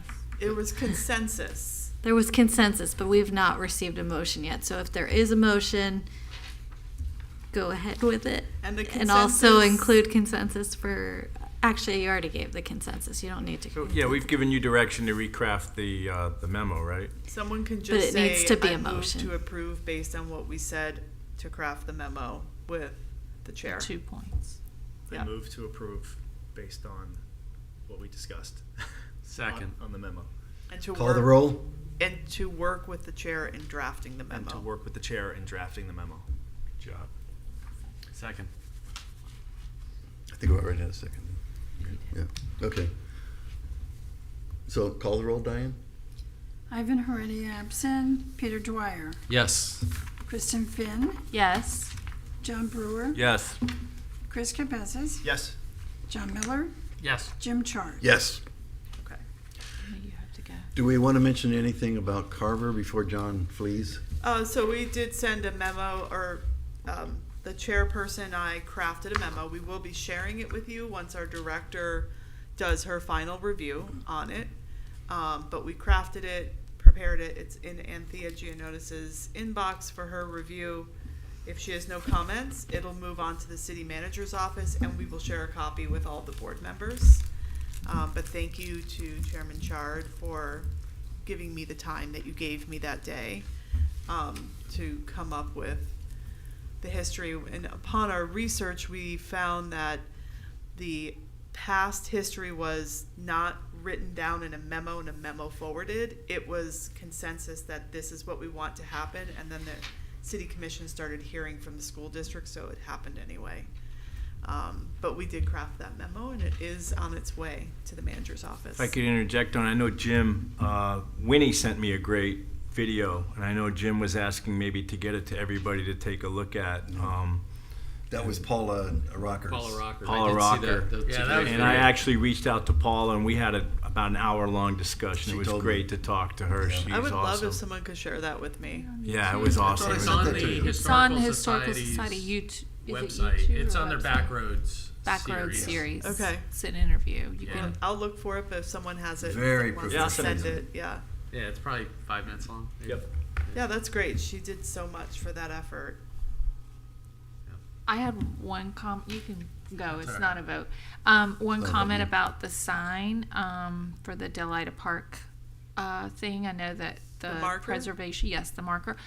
I would recommend that when that does get replaced, that it not be placed in this place where it got hit, because our neighbor just had someone come into her yard right there on Second and hit her tree like a week and a half ago. So if that sign had been replaced, it would have agree. taken it out again. So that, where the road Yep, curves I know right exactly, there, yeah. it's very, for whatever reason, we've had like 4 accidents there in the last 3 months, and someone came barreling through her yard. So Did the tree survive? yes, We'll see. Okay, I got it now, noted. All the royalties. yeah. So I don't know where. I think it could just go further south. Yeah, I mean, So maybe even that's- in the park there, the little. Well, we have them In at the the pocket entrance. park?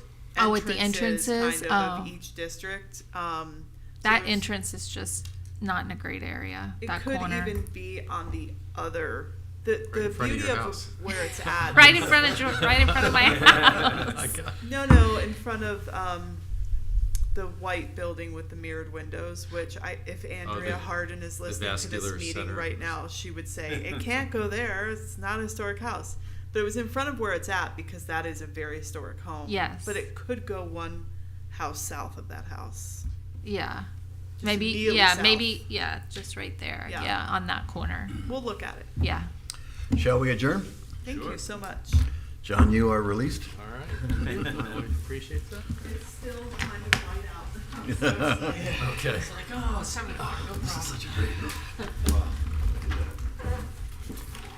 I don't know this one. Happy 4th, everyone. It's really